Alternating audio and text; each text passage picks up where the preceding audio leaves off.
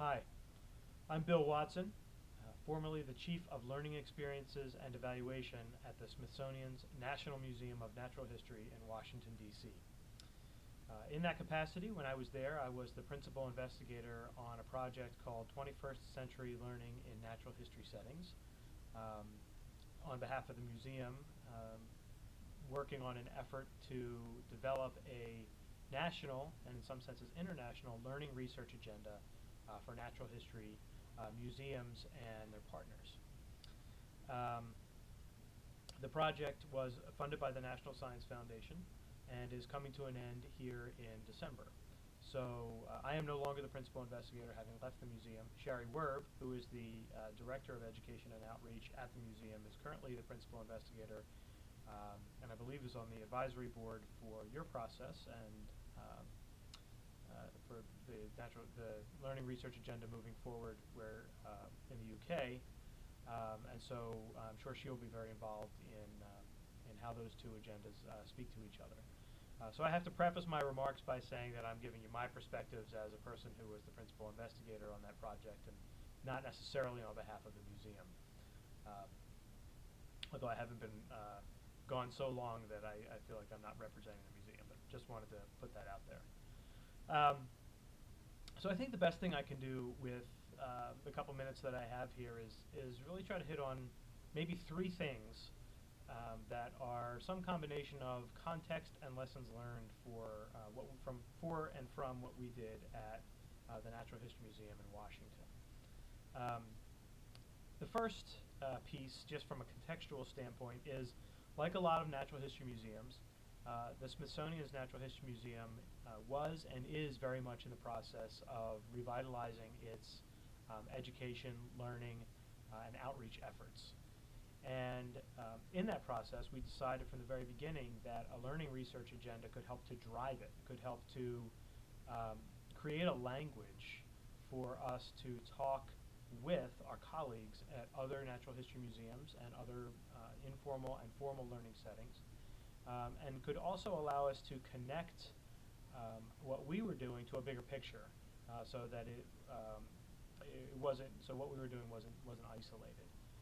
In the United States, there is not and I don't think internationally, there is an organization that is dedicated to and specifically for natural history museums, and certainly not natural history museum education or the learning sciences within natural history museums.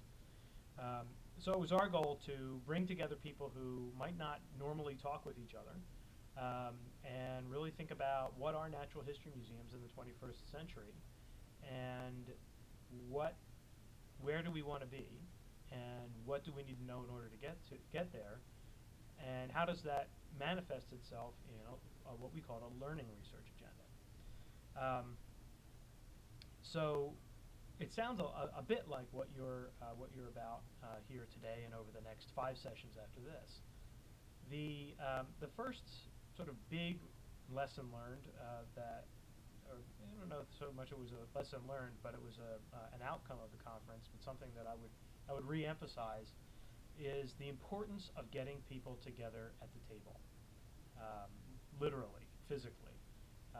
We had many people at the conference describe the experience, and we had 100 people in Washington for 4 days. But that was it. It was one 4-day session, as opposed to a series of seminars over time. And people were referring to it as a family reunion. But it wasn't even so much a reunion as the first time that the family ever met each other. So we had people who were administrators in positions of leadership at natural history museums and other partners, so science centers and zoos and nature centers, aquariums, universities. So we had people who were directors. We had people who identified as learning researchers from independent organizations and universities. We had evaluators. We had education directors. We had educators. We had scientists. We had collections managers. So we had all of these people who sort of make up the body of what a natural history museum is and does. And it created an amazing dialogue that uncovered a lot about what we don't know about each other, even within our own walls. And so that the process of relationship building was, I think, as important as any learning research agenda outcome. In a sense, the research agenda is maybe a framework or some hooks for us to sort of hang some ideas on, but a reason for us to talk with each other. And so one thing that we did was we asked for pairs of people from each informal learning organization to attend. And it had to be somebody more or less from the education or public side of the museum, and somebody from the behind the scenes or the science side of the museum. And we found that to be, and people told us that that was very valuable because they started to really think together about what their organizations were really all about. So I would just reemphasize the importance of what you're doing here and the importance of spreading that and taking opportunities where you can, not only in the context of these 6 seminars, but also when you're back at your home institutions, or if you have networks in your cities that you're a part of, that in-person, the dialogue is best kept up in person. The second thing that I would say was important to us, and that we recognized from the beginning, but that we learned more and more about as we went, was the idea of grain size for a learning research agenda. So we set up our process over the 4 days for different groups to get together and talk about the intersection of what we call the unique assets of natural history museums. For example, worldwide, hundreds of millions of collections as one of the things, and where that intersected with different grain sizes of the reality of natural history museums and the context in which we live. So, for example, we asked people to consider what questions there were at the intersection of, let's say, collections and the realities of museums in the 21st century. So social media, for example, or learning across settings. We know that people have more and more access to more and more opportunities to learn in more and more places than ever before, and so ask people to think about collections as they fit into that landscape. So it was things like the very practical kinds of questions that are being asked by educators in a sort of applied sense at the intersection of those realities and the natural history museum assets.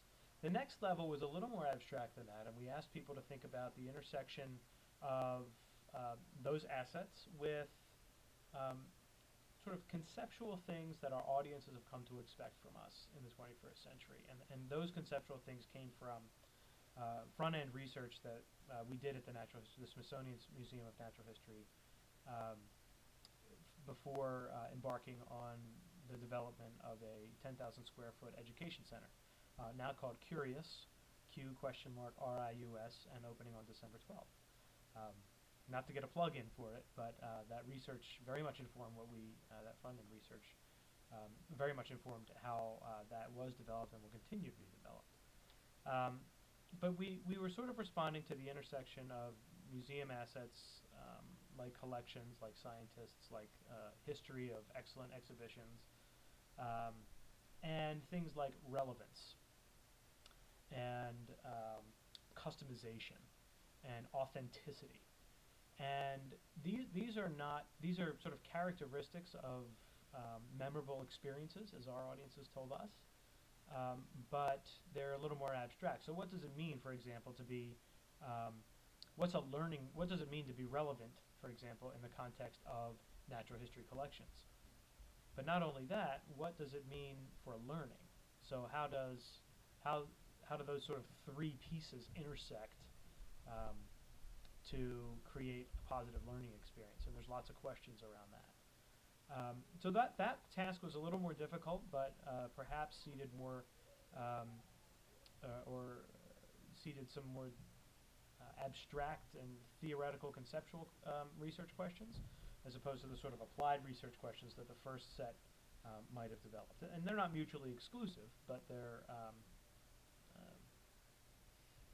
they sort of built on each other. And the third level was really open-ended, the intersection of natural history museums and public value. And what happened in this context, we had a number of people there in that context who were what I might call sort of big thinkers, people who are really interested in who and what are natural history museums in the 21st century. And this was a really interesting tension in our conversation and our dialogue throughout the 4 days that we were together. We were struggling with this question of identity. Who are we?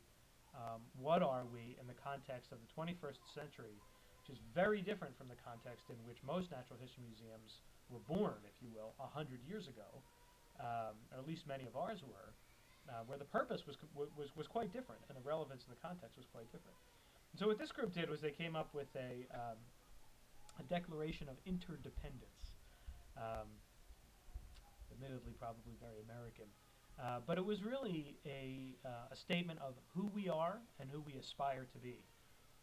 And it was very, very aspirational. And that sort of pushed our thinking throughout the 4 days, so that as we were thinking about the intersection of Natural History Museum assets and these different characteristics of our audiences and their expectations and the realities of museum work in the 21st century, we were always sort of wondering, where was this taking us in terms of who we are? So I think that's a healthy tension to have. We kind of vacillated back and forth during the conversation between, are we going micro and really trying to create individual questions for that a researcher or a team of researchers could, or people at evaluators at museum practitioners could pursue, or were we trying to put our stake in the ground about who we are and what we need to know in order to be those things that we aspire to be. And hopefully we landed somewhere in the middle, but I think that's a dialogue that continues. So that question of grain size is one, I think, to consider. And the last thing that I would put on the table is the idea of common vocabulary. And I think that's a lot of what you're doing on the agenda for today, which I think couldn't be better placed. What we realized during our conference was that when you bring these people together who are all very committed and passionate about natural history museums and other natural history settings, we shared that in common, but we didn't always share in common the vocabulary to talk about learning or research or an agenda. So the first big thing is, well, what was a learning research agenda, and what does that look like? And we proposed a pretty broad framework in the article that we published in Curator, and are now in the process to finalize it in December of putting together something more concrete for what that looks like. But I would advise sort of spending a little bit of time thinking about, what do we really want as our product here? And a step back from that, for us, we found that we needed some conversation and dialogue around what is learning research, much less a learning research agenda, because for some of the scientists and administrators and collections managers, not to single them out, but in some cases the educators too, this was a new term. So what is learning research and what counts? Is it applied? Is it theoretical? Is it conceptual? What is necessary in order for learning research to occur? And what does it look like? And what are some examples of it? What's not learning research? So that was an important set of questions that we looked at. And then as we sort of got into that and said, well, what's learning research agenda? We even go as far back as what's learning, and that's a bit of a can of worms. I think you guys could probably talk about that all day if you wanted to. But just my point is to try to focus as much as possible on getting to some shared understanding of some definitions and some terms, even if they're loose, even if they're limited in their in the way that you in the agreement that you come to. it's important to start the process of getting the shared language and the shared vocabulary together. And it sounds like you're doing most of that today, or a lot of it. So I think that's, I have exceeded my 10 minutes. I've gone into 15. I hope that's allowable. Maybe I've already been edited. Some of that stuff's been edited out already on the, after I've sent the video. But I hope that I've caused, sort of given some perspective and not caused confusion over what we tried to do. If you Google 21st century learning in natural history settings, the first thing that comes up is our wiki site, on which you can find the Declaration of Interdependence, the notes from the conference as they occurred live, and then also some of the summary materials about the deliberations that we went through and trying to think about what this learning research agenda could be and could look like.